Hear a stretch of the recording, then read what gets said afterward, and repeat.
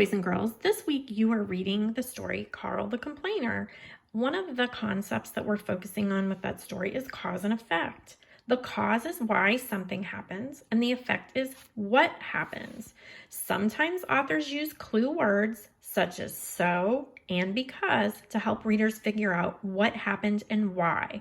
So they give you an example on my little poster here. The cause says it was raining. The effect says, so we used an umbrella. You could also say, because it was raining, we used an umbrella. And that's how you can figure out the cause and effect if you use some of those words. I like to use the word because it helps me identify which one is the cause and which one is the effect. So we're going to do some cause and effects. A little exercise over here with cause and effect, and it has to do with our story somewhat. So we have a cause, and you're going to help me identify what the effect is. And I'm going to use the word because first, because is spelled B-E-C-A-U-S-E. So if I just put a little B on the front of cause, it looks like because. So here we go. Because Carl complains a lot. Now I'm going to go down here to see what happens because he complains a lot. And I'm looking here. Because Carl complains a lot, the kids then play around the street. No, that's not, I don't believe that's it. Because Carl complains a lot, they start a petition. That's not why they started the petition. Because Carl complains a lot, he needs peace and quiet. Well, I don't think that sounds correct. Because Carl complains a lot, his friends call him Carl the Complainer. Guess what? That is the one that I want. So I'm going to take that little effect and I'm going to put it up here next to my cause.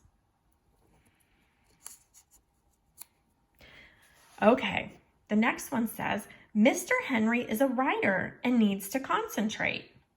Well, let's put the because on the front of it. Because Mr. Henry is a writer and needs to concentrate. And I saw one over here that made sense. He needs peace and quiet. Remember, that's why he keeps getting mad, because the kids are loud and he's a writer and he needs quiet. So we're going to put that up here for our answer. Okay, for our effect, that is. The next one says, Carl and Dale want to keep the park open later. Well, let's put our because on there. Because Carl and Dale want to keep the park open later. Let's see which one would work for our effect. The kids then play around in the street. They start a petition. Dale gives Carl a high five. Well, let's try it again. Because Carl and Dale want to keep the park open later, they start a petition.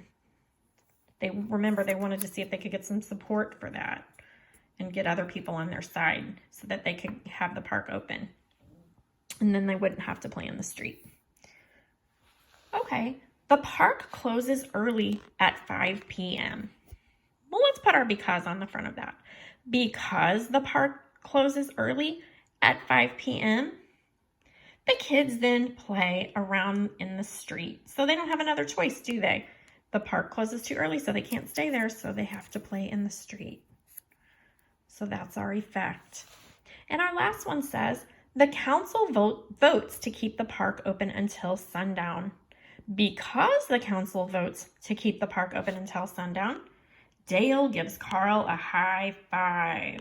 That is our effect, because remember, they were very happy because of all their hard work writing their petition. They convinced the council to vote to keep the park open until sundown. So, as you can see, there are all these causes. Because these things happened, the effect were these things right over here that we just talked about. So hopefully that helps you a little with your cause and effect paper that you have to fill out. You're answering questions about the story and you're thinking about the cause and effect.